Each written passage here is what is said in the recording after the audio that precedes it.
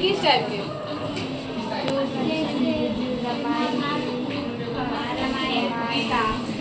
जैसे कि तुम्हारी दादी परदादी नानी तुम बैठ जाते थे छोटे छोटे में कि कैसे पत्नियां तो कहानी कही तो राजा रानी की भूत प्रेती कुछ मोटिवेशनल चीजें जैसे कि एक निशान कुछ कहानी ये सभी क्या है जीवन प्रभाव पड़े बच्चे उसे सुनते उसे अपने आप को कमांड करते हैं नीति करते हैं।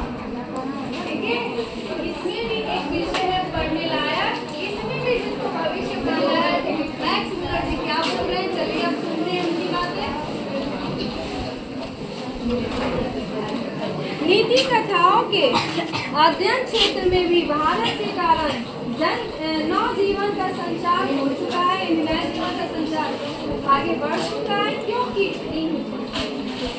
भारत के कारण भी समय समय पर नानाविध साधनों और मार्गों के द्वारा अनेक नीति कथाएं पूर्व से पश्चिम की ओर आती रही है। पूर्व से भारत की नक्शा के अकॉर्डिंग सब पूरा विधर होता है ना, पश्चिम उत्तर दक्षिण, क्या लिखा है पूर्व से पश्चिम की ओर आती रहती है।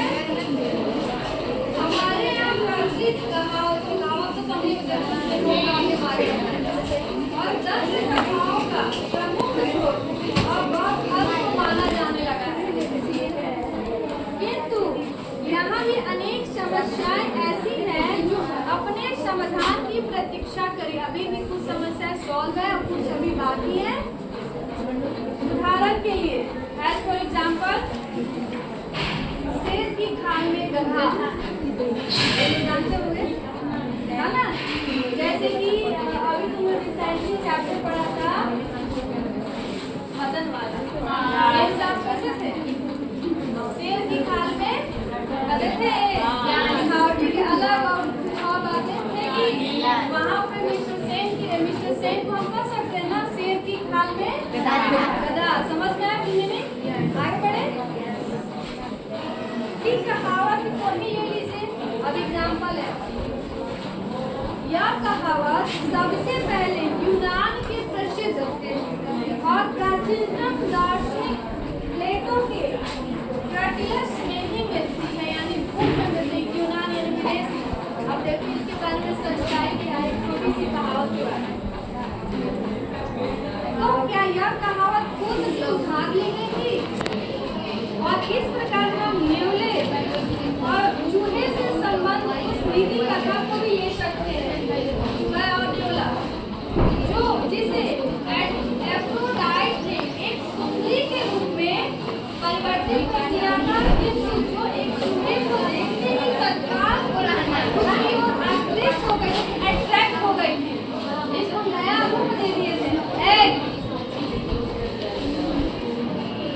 आगे इसमें होगा समझ में आएगा कि भेजा में नहीं जाएगा, हमको पता है।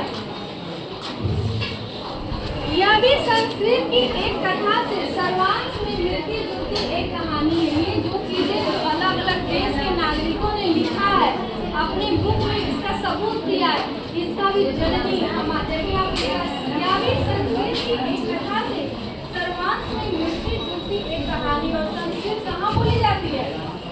सिर्फ और सिर्फ भारत में, और भारत में ही बुक पहले संस्कृत होती थी, जननी कहाँ से बनी? भारत में। यहाँ पे लोग आए थे, देखे सीखे और जो सीखे वो चीज लिखे अपने बुक में, सब सबूत मिल रहा है। फिर आगे ये तो यह प्रश्न उपस्थित होता है कि यह कहानी यूनान में कैसे पहुंची? जो शेर की खाल में गधा और नेवला और चूहे की जो कहानी है वो अन्य देशों में कैसे पहुंची? मैंने बताया, और वहाँ ईसा पूर्व 4वीं सदी में ही स्टिकर्स की कहानियों में स्थान कैसे पा गई, जो कि इंडिया में उत्पत्ति हुई इसकी। इस क्षेत्र में भी अभी बहुत काम करना होगा, बहुत कुछ है जो हर चीज बोले ना, जो भी इंडिया से बाहर जनरेशन का काम होता है उसकी जननी भारत होगी, लेकिन नाम छोड़ दिया जाता है। क्लियर?